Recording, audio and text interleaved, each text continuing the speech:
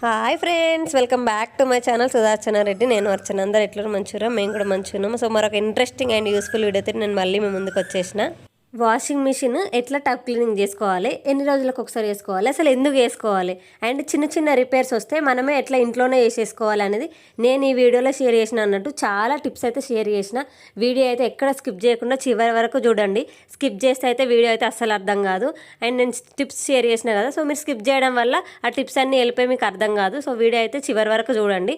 And మీరు కనుక మన ఛానల్ చూడడం ఫస్ట్ టైం అయితే ప్లీజ్ లైక్ చేయండి, షేర్ చేయండి, సబ్స్క్రైబ్ చేయడం మాత్రం అస్సలు మర్చిపోకండి. అండ్ నన్ను ఇన్స్టాగ్రామ్లో కూడా ఫాలో అవ్వండి.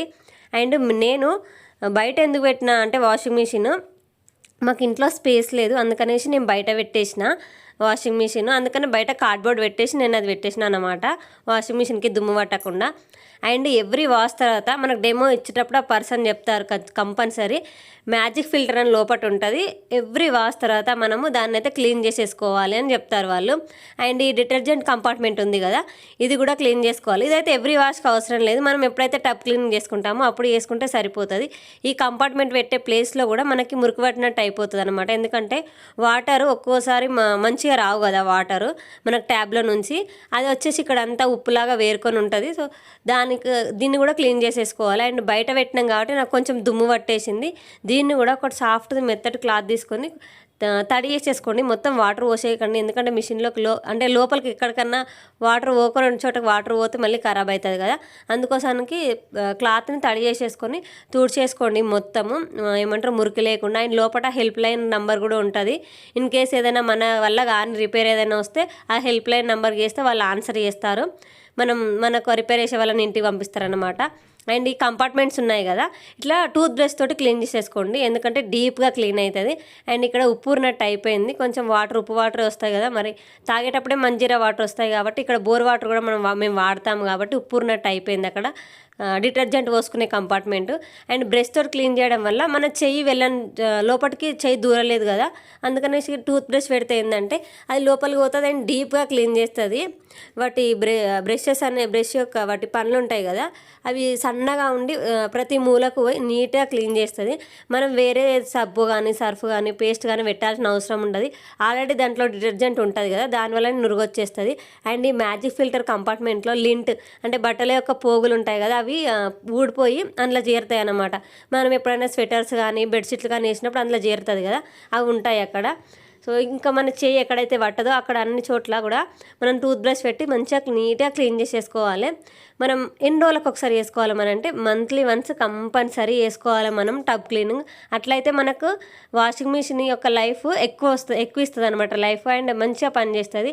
అండ్ ఈ కంపార్ట్మెంట్స్ కూడా క్లీన్ చేసేసుకోండి టూత్ బ్రష్ తోటి. నేను టూత్ బ్రష్ అని మళ్ళీ ఎందుకు చెప్తున్నా అంటే నీట్గా క్లీన్ అవుతుంది. మన చెయ్యి స్క్రబ్బర్ అయితే అన్ని చోట్లకు వెళ్ళలేదు కదా, ఇదైతే నీట్గా పోతుందని ఇది చెప్తున్నా.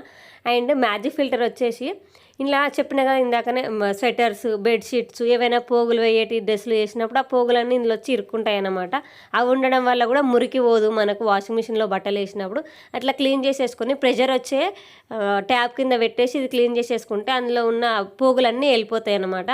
అండ్ ఎవ్రీ వాష్ తర్వాత మనం ట్యాబ్ అయితే ఆఫ్ చేసేసుకోవాలి, మనకు అవసరం ఉన్నప్పుడే ట్యాబ్ని ఆన్ చేసేసుకోవాలి. వాషింగ్ మిషన్ వెనకాల వాటర్ పోయేది ఉంటుంది కదా వాషింగ్ మిషన్లోకి, దాంట్లో అది కూడా క్లీన్ చేసేసుకోవాలి. ఒక్కోసారి మనకు మిషన్లోకి వాటర్ రావు చూడండి, అప్పుడు కంగారు పడకండి.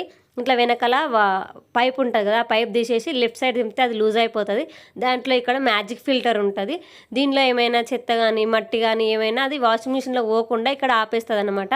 అది ఎక్కువ పట్టేసి ఉంటే అందులోకి వాటర్ తీసుకోదు వాషింగ్ మిషన్. అట్లాంటప్పుడు ఇది ఒకటి బయటకు తీసేసి దాన్ని మంచిగా నీట్గా క్లీన్ చేసేసుకుంటే మనకైతే వాటర్ వచ్చేస్తే ఆ ప్రాబ్లం అయితే సాల్వ్ అయిపోతుంది. నేనైతే టబ్ క్లీనింగ్ చేయడానికి ఇది ఆన్లైన్లో ఉన్న ఈ ప్రోడక్ట్ ఐఎఫ్బి ఎసెన్షియల్స్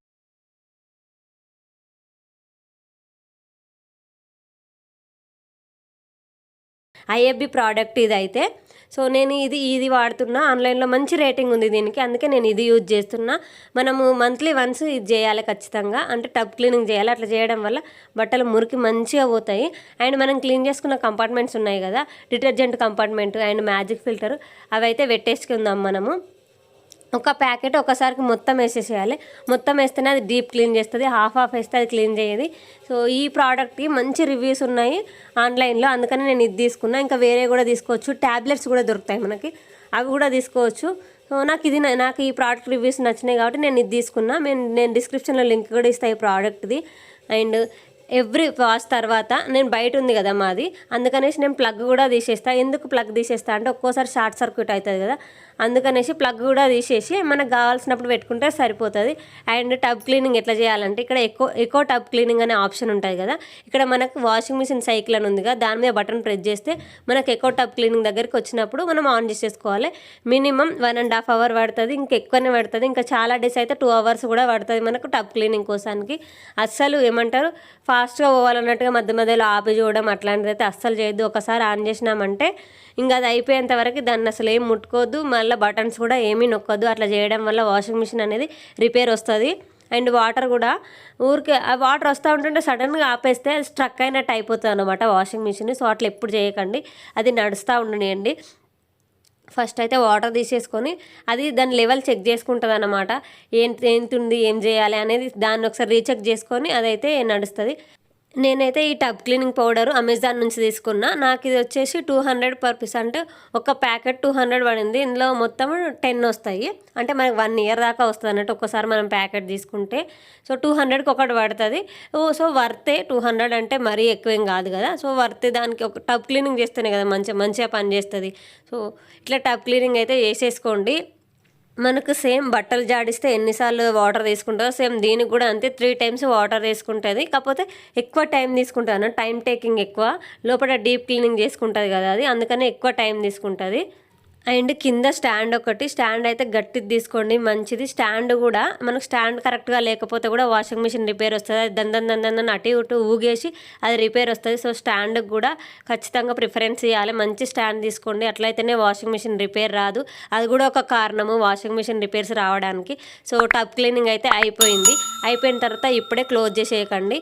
ఒక 1 or 2 hours అట్లనే అందులో నుంచి ఆ స్మెల్ అంతా పోయేటట్టు అట్లనే ఉంచేసుకోండి. మిషన్లో నుంచి ఆ స్మెల్ అంతా పోయేదాకా డోర్ అయితే క్లోజ్ చేయకండి వాషింగ్ మిషన్ది. So that's it for the video.